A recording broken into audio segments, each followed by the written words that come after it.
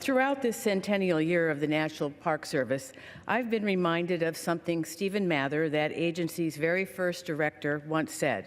Reflecting on the new agency, he remarked that, quote, "The parks do not belong to one state or to one section. The Yosemite, the Yellowstone, the Grand Canyon are national properties in which every citizen has a vested interest. They belong as much to the man, and I would add woman, of Massachusetts, of Michigan, of Florida, as they do to the people of California, Wyoming, and of Arizona." Those words are a powerful reminder in this era of political division and disagreement. National parks are national. They cut across party lines and geographic boundaries. They enjoy broad support, and they bring people together, something we seem to need now more than ever. For 100 years, generation after generation of Americans has made the commitment that our most significant historic, cultural, and natural sites should be preserved in perpetuity for future generations. Our national parks have been famously called, quote, "America's best idea," unquote, and have become ingrained in our national identity.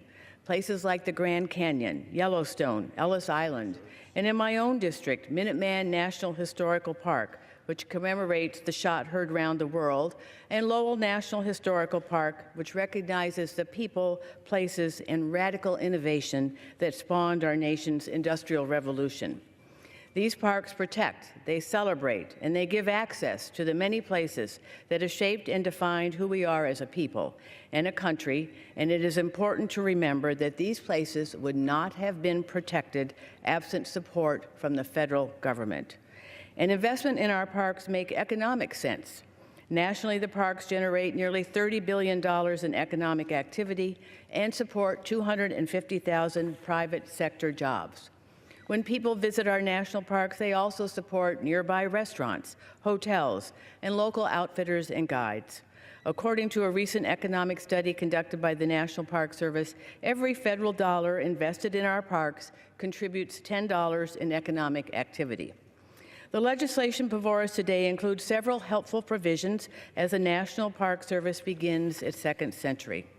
This legislation makes a commitment to the Centennial Challenge, a matching grant program that leverages federal dollars to encourage private investments to support signature centennial projects that are identified by the National Park Service.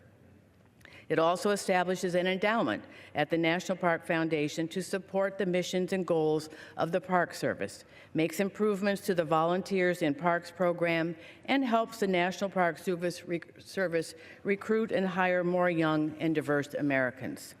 This legislation also includes my amendment to ensure that low-income seniors retain access to the Senior Pass, a lifetime pass that provides entrance to all of our nation's public lands for people aged 62 and above.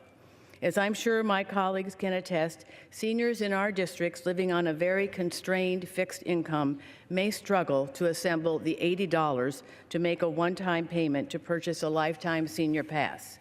This legislation creates a new $20 annual Senior Pass and allows seniors who have purchased 4 of those passes to trade them in and receive a lifetime Senior Pass.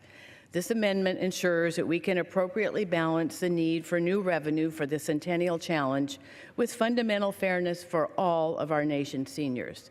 I want to thank Chairman Bishop, Ranking Member Grijalva, and the National Park Service for working with me on this provision of the bill.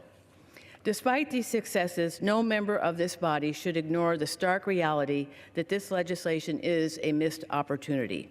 On the Natural Resources Committee, where I am proud to serve as ranking member of the Federal Land Subcommittee, there is deep frustration and dissatisfaction with the $12 billion deferred maintenance backlog at the National Park Service.